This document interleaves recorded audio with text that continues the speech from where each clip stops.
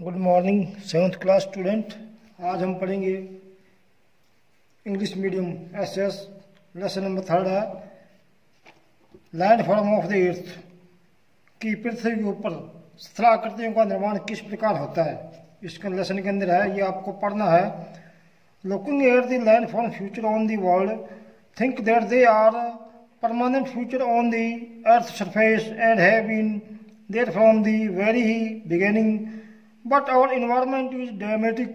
The Earth's surface continuously undergoing change. Some of these changes are sudden, like earthquake or volcanic eruption, while some are gradual, with their effect becoming visible only after thousands of years in the shape of George or Valley. तो इसके अंदर बताया गया कि पृथ्वी के ऊपर ना धीरे धीरे बदलाव होता है और कई बार क्या एकदम बदलाव होता है। तो आगे आता है gradation, the levelling of the earth surface on the natural progress is called gradation. कि पृथ्वी का जो भाग समतल नहीं है, कि ये बिल्कुल सपाट नहीं है, ये कई जगह पर उथल पुथल भी है। There are two type of progress being about the gradation on the earth surface. They are, ये दो प्रकार की है। इंटरनल फोर्स, एक तो इसके उत्तर होता है कि आंतरिक शक्ति, पृथ्वी की बनावट के ऊपर जो आंतरिक शक्ति है वो क्या कार्य करती है। They act from the with in the earth toward the surface like volcanic eruption on the earthquake, इसको हलचलों के अंदर बदल देती है। नंबर 2 आता है एक्सटर्नल, ये होती है भारी शक्तियाँ, कि जो भारी शक्तियाँ हवा है, बर्फ है, ये क्या कार्य करती है। The act on the surface of the earth like running water, moving ice, wind and wave. They are collectively called the agent of gradation. ये होती है भारी शक्तियाँ जो हमें भारी रूप से प्रभावित करती है। आगे आता है gradation on alienation, the agent of gradation wear down the land surface and carry away the broken rock fragment. This process result in the reduction of height landform and called gradation. कि जिन स्थलाकृतियों का निर्माण ऊंचे रूप से होता है वो क्या कहलाती है, ग्रेडेशन कहलाती है। The rock fragment obtained from the digression and deposit in lying area, this result in the increase in the height of this area. This process is called ternid gradation, यानी जो कुछ नीचे तल वाले होते हैं, कुछ ऊपर होते हैं। आगे आता है weathering and erosion, the process of breaking down the decomposition of the rock is called weathering. Weathering may be caused by physical force, chemical reaction, and even by the work of plant and animal. We sometimes think that the term weathering and erosion are synonymous, but they are not.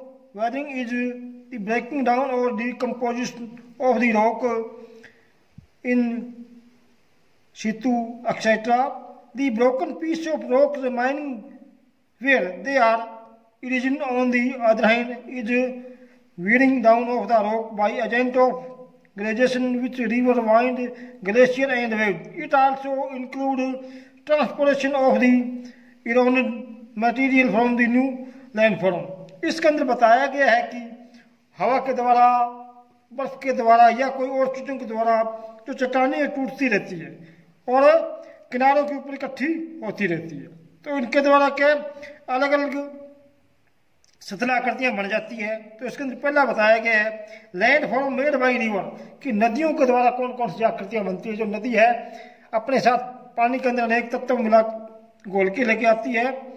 तो इसके अंदर बनता है पहले a river stream is body of water flowing down the slope और land under the force gravity. River are most important agent of gradation. The work of river depend on the volume of the water it carries and slope of the river bed। तो पानी है ना, एक नदी जो अपने पानी के ऊपर प्रभावित करती है कि नदी के अंदर पानी कितना है।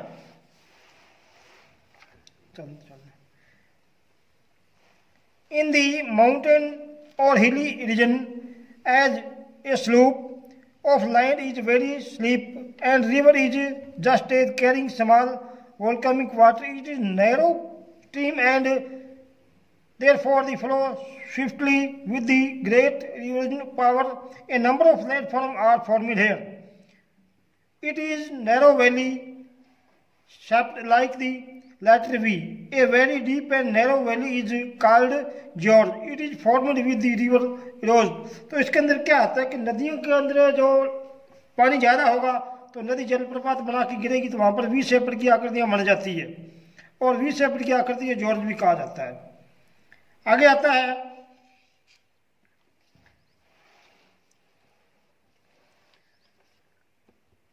one of most spectacular landform future you must have admired the mountain is waterfall. When slope or river bed drops suddenly in the water plug down from the great height of forming waterfall. आगे आता है कि नदी के अंदर जो पानी ज़्यादा होगा तो वो ऊपर से नदी गिरेगा तो वो वाटरफॉल जलप्रपात कहलाएगा। तो जलप्रपात क्या होता है? ये waterfall can also be formed when there is a sudden break the land surface due to the falling and slope of the river bed drops suddenly and waterfall is formed on the Victoria Fall on the river Zambezi in Africa. तो ये इसके अंदर बताया गया है कि waterfall formed जलप्रपात का निर्माण होता है और जम्बेजी है एक अफ्रीका के अंदर वाटरफॉल है, ये सबसे बड़ा उदाहरण है। आगे आता है oxbow lake. The river flows slowly across the floodplain formed boards sweeping crab and loop.